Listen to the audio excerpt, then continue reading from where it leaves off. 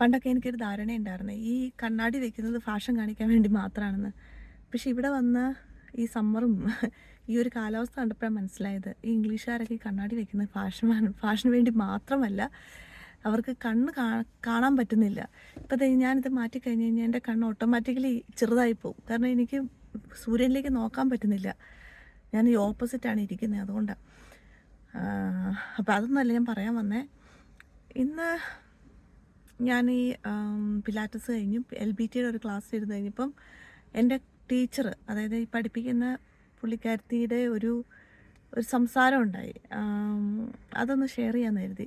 അപ്പോൾ ആ പുള്ളിക്കാരി അവരുടെ ലൈഫിലെ ഏറ്റവും ഒരു ബുദ്ധിമുട്ട് നിറഞ്ഞ സമയത്തൂടെ കടന്നു പോയിക്കൊണ്ടിരിക്കുകയാണ്. അവർക്കൊരു കുഞ്ഞുണ്ട്. നമുക്ക് ഒരുപാട് കാര്യങ്ങളൊന്നും അവരെക്കുറിച്ച് അറിയത്തില്ല. ഹസ്ബൻഡ് ഉണ്ടോ, സിംഗിൾ മം ആണെന്നൊന്നും എനിക്കറിയത്തില്ല. പക്ഷെ അവർക്ക് ഒരുപാട് ഹെൽത്ത് ഇഷ്യൂസ് ഉണ്ട്. മെയിൻലി നീ പെയിൻ, അല്ലെങ്കിൽ ആർത്രൈറ്റിസ്, നീ ഇങ്ങനെ ലോക്കായിട്ടിരിക്കുക.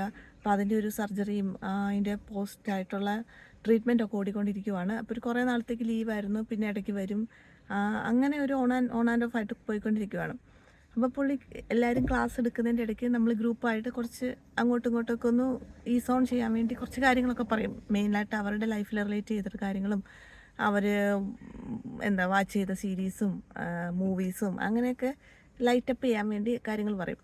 അപ്പോൾ പുള്ളിക്കാരി അതിൻ്റെ ഭാഗമായിട്ട് പുള്ളിക്കാരിയുടെ മോൾക്ക് ഇന്ന് രാവിലെ ഒരു വാങ്ങിച്ച ഗോഗിൾസ്, മറ്റേ സ്വിമ്മിങ് ഗോഗിൾസ്, പുള്ളിക്കാരി മോളിവിടെ സ്വിമ്മിങ് പഠിക്കുന്നുണ്ട്. അപ്പോൾ അത് നഷ്ടപ്പെട്ടു പോയി. അതുകൊണ്ട് ഇന്ന് രാവിലെ പോയി വാങ്ങിച്ചു. 21 പൗണ്ട്സായി എന്ന് പറഞ്ഞു. പുള്ളിക്കാരി സങ്കടത്തോടെ പറയുകയാണ്, എന്തൊരു വിലയാണ് ഒരു ഗോഗിൾസിനൊക്കെ, എന്ത് വിലയാണെന്ന് പുള്ളിക്കാരി ആത്മഹത്തോടെ പറയുകയാണ്. പല സ്ഥലങ്ങളിൽ മീൻസ് പല കടകളിൽ നിന്ന് പല വിലകളാണ്. ഇപ്പോൾ ഇവിടെ ലെഷർ സെൻറ്ററിൽ നിന്ന് ഇത്രയും വിലയാണ്. പക്ഷേ എനിക്കിന്ന് രാവിലെ തന്നെ വാങ്ങിക്കണമായിരുന്നു, വേറെ നിവൃത്തിയില്ലായിരുന്നു, അതുകൊണ്ട് ഞാൻ വാങ്ങിച്ചു എന്ന് പറഞ്ഞു. അവിടെ ഇരിക്കുന്ന ഒരു ഭൂരിഭാഗം സ്ത്രീകളും പിന്നെ ഓപ്ഷൻസ് പറഞ്ഞു തുടങ്ങി. അതായത് നിങ്ങൾക്ക് എന്തുകൊണ്ട് ലോസ്റ്റ് പ്രോപ്പർട്ടി പോയി ചെക്ക് ചെയ്യാൻ പാടില്ലായിരുന്നോ? അവരോർത്തു, ശരിയാണല്ലോ, ലോസ്റ്റ് പ്രോപ്പർട്ടി ചെക്ക് ചെയ്യാമായിരുന്നല്ലോ. അല്ലെങ്കിൽ നിങ്ങൾക്ക് എന്നെ ഇവിടെ നിന്ന് വാങ്ങിച്ചുകൂടായിരുന്നോ, അല്ലെങ്കിൽ നിങ്ങൾക്ക് അങ്ങനെ ചെയ്തുകൂടായിരുന്നു, ഇങ്ങനെ ചെയ്തുകൂടായിരുന്നു. പലരും പല അഭിപ്രായങ്ങൾ പറഞ്ഞു കഴിഞ്ഞപ്പം പുള്ളിക്കാരി അങ്ങ് ഓവർവെൽംഡ് ആയിട്ട് yeah that's correct, true true true എന്ന് പറഞ്ഞിട്ട് അവരൊരു കാര്യം കൂടെ പറഞ്ഞു.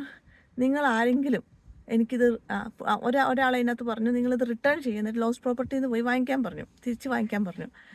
അപ്പം പുള്ളിക്കാരി ഇങ്ങനെ ഒരു ആത്മകഥം പറഞ്ഞിട്ട്, നിങ്ങൾ ആരെങ്കിലും അതെനിക്ക് വേണ്ടി ചെയ്തു തരാമോ, ഇത് ആരെങ്കിലും ഒന്ന് പോയി റിട്ടേൺ ചെയ്തിട്ട് ലോസ്റ്റ് പ്രോപ്പർട്ടിയിൽ നിന്ന് എനിക്കിത് വാങ്ങിച്ചു തരാൻ പറ്റുമോ എന്ന് പറഞ്ഞ് പുള്ളിക്കാരി പോയി എക്സസൈസ് കണ്ടിന്യൂ ചെയ്യാണ്.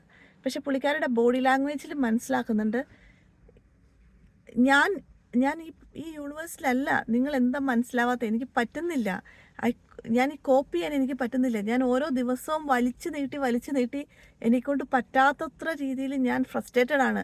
അതിൻ്റെ ഇടയ്ക്ക് എൻ്റെ തലേക്കട ഇങ്ങനത്തെ ചിന്തകളൊന്നും പോകുന്നില്ല എന്ന് അവർ പറയാൻ ശ്രമിക്കുന്നുണ്ട്. പക്ഷെ അതൊരു ക്ലാസ് ആയതുകൊണ്ടും അത് അവിടെ പറയേണ്ട കാര്യമില്ലാത്തതുകൊണ്ടും അവരൊന്നും ഒരു ആത്മകഥ ഉണ്ടാക്കി, ഒരു ആത്മകഥം പോലെ നമുക്ക് കേൾക്കാം ആ ഒരു ശ്വാസം വിടുന്നത്.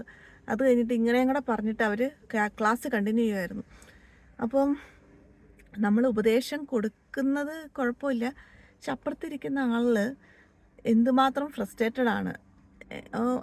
ഒരു നെല്ലിപ്പലയും കൂടെ നമ്മൾ ഉപദേശം കൊടുത്തിരുന്നെങ്കിൽ ചിലപ്പോൾ അവർ പൊട്ടിത്തെറിച്ച് പോയനെ. ആ ഒരു അവസ്ഥയിൽ വിങ്ങിപ്പൊട്ടി നിൽക്കുന്ന ഒരു ബലൂൺ എന്നൊക്കെ പറയുന്ന അവസ്ഥയിലാണ് ചില ആൾക്കാരുടെ ലൈഫ്. അവർക്കറിയാം, അവർ പണ്ട് ഇതുപോലെ പല കാര്യങ്ങളും മാനേജ് ചെയ്യാൻ പറ്റുന്നുണ്ടായിരുന്നു. പക്ഷെ ഒരു അസുഖമൊക്കെ വന്നു കഴിയുമ്പോഴേ നമുക്ക് പഴയ പോലെ ഒന്നും നമുക്ക് ചെയ്യാൻ പറ്റത്തില്ല. നമ്മുടെ മനസ്സ് ഭയങ്കരമായിട്ട് അങ്ങ് ഡിപ്രസ്ഡ് ആയി പോകും. പ്രത്യേകിച്ച് നമ്മൾ ഇൻഡിപെൻഡൻ്റ് ആയിട്ട് ജീവിച്ച ഒരു വ്യക്തിയാണെങ്കിൽ നമുക്ക് അതിനുള്ള പ്രായമായിട്ടില്ല. അപ്പോൾ ആ പുള്ളിക്കാരത്തിയുടെ കൊച്ചൊക്കെ ചിലപ്പോൾ ഒരു 8ാം ക്ലാസ്സിലോ അല്ലെങ്കിൽ 7ാം ക്ലാസ്സിലോ ഒക്കെ പഠിക്കുന്ന ഒരു പ്രായമുള്ളൂ കുട്ടിക്ക്. അപ്പം അവർക്കും വലിയൊരു പ്രായമില്ല. പക്ഷെ ഒരു നീ പെയിൻ വന്നു, അത് കോൺസ്റ്റൻ്റ് ആയിട്ട് വരെ ബോധർ ചെയ്തുകൊണ്ടിരിക്കുന്നു.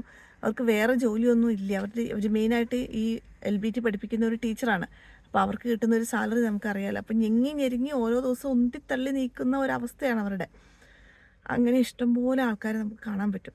ഇപ്പോൾ ഫ്രീ അഡ്വൈസ് കൊടുക്കുന്നതിന് കുഴപ്പമില്ല, പക്ഷേ അതിനൊരു ലിമിറ്റുണ്ട്. സാഹചര്യങ്ങളെ കണ്ടറിഞ്ഞിട്ട് ഉപദേശങ്ങൾ കൊടുക്കുക, അല്ലെങ്കിൽ വെറുതെ എല്ലാവരെയും അവരും ഫ്രസ്ട്രേറ്റഡ് ആവും. ഒരു പടിയും കൂടെ കടന്നു കഴിഞ്ഞാൽ ചിലപ്പോൾ അവർ നമ്മളെയും തിരിച്ച് ചീത്ത വിളിക്കാൻ ചാൻസ് ഉണ്ട്. പക്ഷേ നമ്മൾ അന്നേരം അത് പൊക്കി പിടിച്ചുകൊണ്ട് ലോകത്തെല്ലാവരോടും നടക്കും.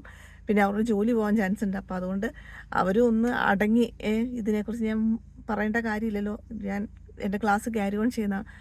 അപ്പം മറ്റുള്ളവരുടെ ഷൂസിൽ നിന്ന് ഇടയ്ക്കൊക്കെ അവിടെ നോക്കിക്കഴിഞ്ഞ് കഴിഞ്ഞാൽ നമുക്ക് മനസ്സിലാവും നമ്മളൊക്കെ വളരെ നല്ല ലൈഫാണ് ലീഡ് ചെയ്യുന്നത്. മറ്റൊരാളെ ഉപദേശിക്കാൻ പാകത്തിന് നമുക്ക് നിൽക്കാൻ പറ്റുന്നുണ്ടെങ്കിൽ അത് അതിൻ്റെ അർത്ഥം നമ്മൾ നല്ല ലൈഫാണ് ജീവിക്കുന്നതെന്നാണ്. അതായത് അങ്ങനെ നിൽക്കുന്ന ആൾക്കാർക്കില്ലേ വേറെ ഒരാളെ ഉപദേശിക്കാനുള്ള ഒരു ഓർമ്മ പോലും ഉണ്ടാകത്തില്ല.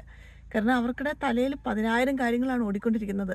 അവർ മറന്നു പോകും പല കാര്യങ്ങളും. അവർക്ക് അറിയത്തില്ല എന്താ പറയുക, എന്താ ചെയ്യേണ്ടത്. നെക്സ്റ്റ് ഒരു മണിക്കൂറത്തേക്കുള്ള കാര്യം മാത്രമേ അവിടെ തലയിൽ റീറ്റെയിൻ ചെയ്യാൻ പറ്റുന്നുള്ളൂ.